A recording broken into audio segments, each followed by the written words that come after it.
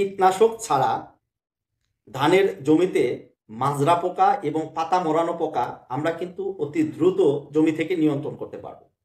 তবে কিভাবে আমরা নিয়ন্ত্রণ করতে পারবো এটা আমাদের জানা অত্যন্ত একটা গুরুত্বপূর্ণ বিষয়। সম্মানিত কৃষক ও কৃষানী ভাই ও বোনেরা, আসসালামু আলাইকুম। হিন্দু ভাইদের আদাব, অন্যান্য জাতির প্রতি রইল আন্তরিক ধন্যবাদ ও শুভেচ্ছা। আজকে আমরা আলোচনা করব, আমরা এখন বোরো ধান চাষ করতেছি। তবে বোরো ধানের জমিতে 30 থেকে 45 দিনের মধ্যে আমাদের জমিতে কিন্তু মাজরা পোকা বা পাতা মোড়ানো পোকা আক্রমণ করে থাকে। তবে এই মাজরা পোকা এবং পাতা মোড়ানো পোকা আমরা কিন্তু কীটনাশক বা বালাইনাশক ছাড়াও কিন্তু আমাদের জমি থেকে অতি সহজে নিয়ন্ত্রণ করতে পারবো। হয়তো আমার অনেক চাষি ভাইরা জানে, কিন্তু সেই জিনিসটা প্রয়োগ করে না। আবার হয়তো অনেক চাষি ভাইরা জানে না, তাদের উদ্দেশ্য করে আজকের এই প্রতিবেদন। চলুন আমরা জেনে নিই যে কীটনাশক এবং বালাইনাশক ছাড়া আমরা ধানের জমি থেকে মাজরা পোকা এবং পাতা মোড়ানো পোকা আমরা কিভাবে নিয়ন্ত্রণ করতে পারি। মাজরা পোকা এবং পাতা মোড়ানো পোকা নিয়ন্ত্রণ করার 3টা উপায়। প্রথম, আমাদের মাজরা পোকা নিয়ন্ত্রণ করার উপায় সেটা হলো আমাদের জমিতে পালসিং বা টি জমিতে প্রয়োগ করতে হবে বা গেড়ে দিতে হবে। প্রতি 33 শতক জমিতে 4 থেকে 6টা পালসিং বা টি আমরা জমিতে যদি বসিয়ে দিই, তাহলে এর উপকারিতা কি? বিভিন্ন শালিক পোকা রয়েছে, পেঁচা রয়েছে, এদের বসার একটা সুযোগ করে দিতে হবে।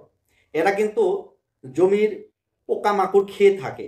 আমরা যদি ওই জমিতে একটা পাখি বসানোর একটা সুযোগ করে দিই, তাহলে কিন্তু পাখি ওই জমিতে বসবে এবং আপনার ওই জমি থেকে কিন্তু মাজরা পোকা এবং পাতা মোড়ানো পোকা কিন্তু খেয়ে ফেলবে। ফলে কিন্তু আপনি অতি সহজে ওই জমি থেকে কিন্তু মাজরা পোকা এবং পাতা মোড়ানো পোকা কীটনাশক ছাড়াও কিন্তু আপনার নিয়ন্ত্রণ করতে পারেন। পাখি যদি আপনার জমিতে সবসময় বসে থাকে, আপনার যে কোনো পোকা যদি আপনার জমিতে থাকে সব শেষ করে দিবে। এটা আপনি প্রয়োগ করে দেখেন যে আপনার প্রতি 33 শতক জমিতে 4 থেকে 6টা যদি পালসিং বা ট্রি আপনার জমিতে বসে দিতে পারেন, 100% কীটনাশক ছাড়াও কিন্তু আপনার জমিতে নিয়ন্ত্রণ করতে পারবেন। দ্বিতীয় স্টেপ হলো আলোর ফাঁদ।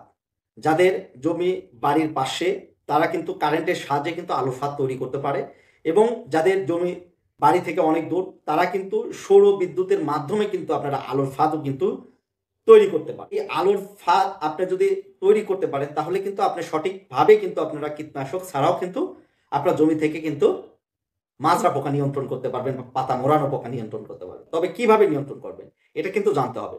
আপনার বাড়ির পাশে জমি থাকে, তাহলে কিন্তু আপনার ওই জমিতে কারেন্টের লাইন নিয়ে এসে একটা বাল্ব আপনি সেট করতে পারবেন। এবং যাদের জমি বাড়ির পাশে না, অনেক দূর, তারা কিন্তু একটা সৌর বিদ্যুৎ সেট করতে পারেন একটা বাল্ব জ্বালানোর জন্য। সেখানে বাল্বের নিচে গামলা বা আপনার বালতি রাখতে হবে। সেই গামলা বা বালতির মধ্যে আপনার হুইলের গুঁড়া গুলিয়ে রাখবেন। ফলে কিন্তু আপনার রাত্রে যখন ওই বাল্বটা জ্বলবে, ফলে কিন্তু আপনার বিভিন্ন জমিতে পোকা মাকড় যে আছে, তারা কিন্তু ওই লাইটের আলোতে চলে আসবে। ফলে কিন্তু আলোর সঙ্গে সংঘর্ষণের ফলে ওই পোকা কিন্তু নিচে পড়ে যাবে। নিচে পড়ে গেলে আপনার হুইলের গুঁড়ার যে পানি রয়েছে, ফলে কিন্তু ওই পোকাগুলো মারা যাবে। এটা হলো আলোর ফাঁদের উপকারিতা। তৃতীয় স্টেপ, সেক্স ফেরামান ফাঁদ।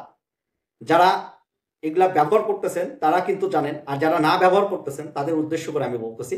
সেক্স ফেরামান ফাঁদে আপনারা প্রতি 33 শতক ধানের জমিতে 6 থেকে 8টা সেক্স ফেরামান ফাঁদ আপনারা বসায় দিতে পারেন। ফলে কিন্তু আপনারা এই কীটনাশক বা বালাইনাশক ছাড়াও কিন্তু আপনার জমি থেকে মাজরা পোকা এবং পাতা মোড়ানো পোকা কিন্তু নিয়ন্ত্রণ করতে পারবেন। তো আপনারা একটু ট্রাই করে দেখেন। আমি আপনাদের সাজেশন করতেছি, প্রতি 33 শতক জমিতে আপনারা কীটনাশক যদি প্রয়োগ করতে চান, দেখা যাচ্ছে 300 থেকে 400 টাকা আপনার খরচ হয়ে যাচ্ছে এবং কীটনাশক দিতেও খরচ হয়ে যাচ্ছে। ফলে কিন্তু আপনাদের এই টাকা কিন্তু বাড়তি অপচয় হচ্ছে।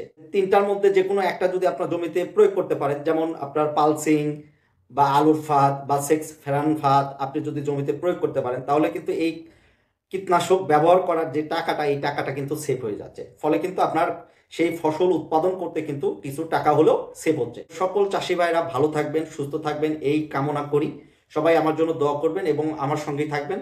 সবাইকে অসংখ্য ধন্যবাদ। আবারও কোনো এক কৃষি প্রতিবেদন নিয়ে আমি আপনাদের মাঝে উপস্থিত থাকব। সবাইকে অসংখ্য ধন্যবাদ। আসসালামু আলাইকুম।